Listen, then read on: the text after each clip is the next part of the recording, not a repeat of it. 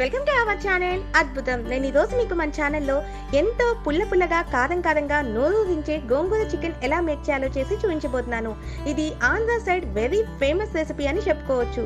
దీని రుచి ముందు మనం ఏ చికెన్ రెసిపీ చేసినా కూడా దిగుతుడిపే అనుకోవడంలో అతిశయోక్తి అస్సలు ఏమీ లేదు. ఎందుకంటే గోంగూర చికెన్ అంటే అంత టేస్టీగా ఉంటుందండి. దాన్ని మరి ఎలా మేక్ చేయాలో చూసేసేద్దాం. దానికోసం ముందుగా ఒక 2 కట్ల గోంగూర తీసుకొని చక్కగా కట్ చేసి పక్కన పెట్టుకోవాలి. ఆ తర్వాత ఒక 3/4 కేజీ చికెన్ ని శుభ్రంగా కడిగి పక్కన పెట్టుకోవాలి.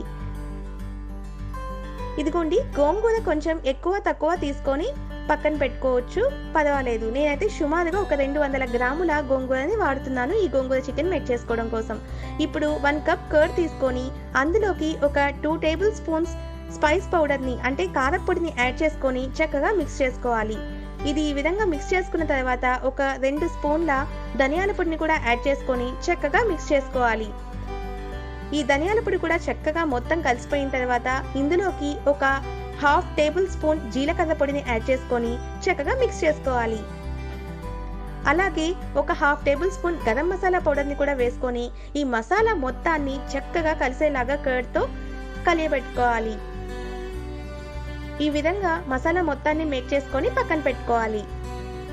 ఆ తర్వాత స్టవ్ మీద ఒక పాన్ పెట్టుకొని అందులోకి ఒక 4 టేబుల్ స్పూన్స్ ఆయిల్ వేసుకొని అలాగే ఒక 4 ఎండుమిర్చిని తీసుకొని దాంట్లోకి యాడ్ చేసుకోవాలి. ఆ తర్వాత ఒక 1 టేబుల్ స్పూన్ ఆవాల్ని తీసుకొని ఈ తాలింపులోకి యాడ్ చేసుకొని ఈ తాలింపుని బాగా కాగనివ్వాలి.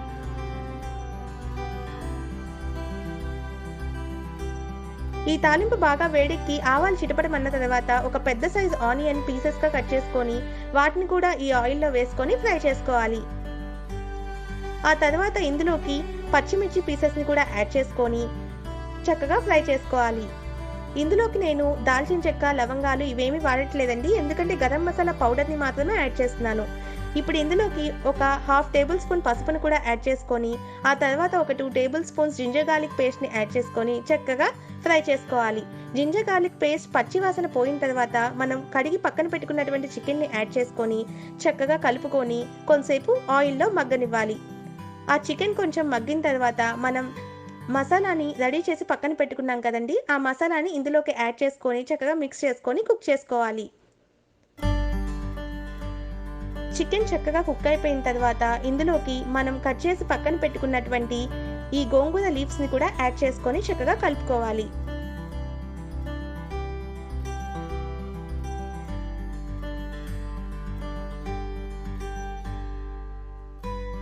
ఈ విధంగా చక్కగా కలిసేలాగా గోంగూర మొత్తాన్ని కూడా కలుపుకొని దీన్ని మనం ఒక 4 మినిట్స్ పాటు కుక్ చేసుకోవాలి.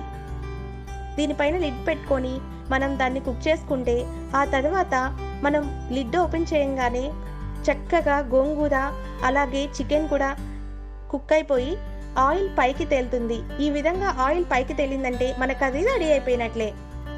దీన్ని మొత్తాన్ని ఒకసారి కలియబెట్టుకొని ఈ కర్రీని ఒక బౌల్లోకి ట్రాన్స్ఫర్ చేసుకుంటే మన ఎంతో టేస్టీగా ఉండేటటువంటి పుల్లని కారంగా ఉండేటటువంటి గోంగూర చికెన్ రెడీ అయిపోతుంది. చూస్తుంటేనే నూరలిపోతుంది కదా. మరి ఇంకెందుకు ఆలస్యం, మీరు కూడా ఈ వీకెండ్లో ఖచ్చితంగా ఈ రెసిపీని ట్రై చేయండి. తింటే అబ్బా అనాల్సిందే, అంత రుచిగా ఉంటుంది ఈ గోంగూర చికెన్. మరింకెందుకు ఆలస్యం, మీరు కూడా ట్రై చేసి మీకు ఎలా వచ్చిందో నాకు కామెంట్ చేసి చెప్పండి.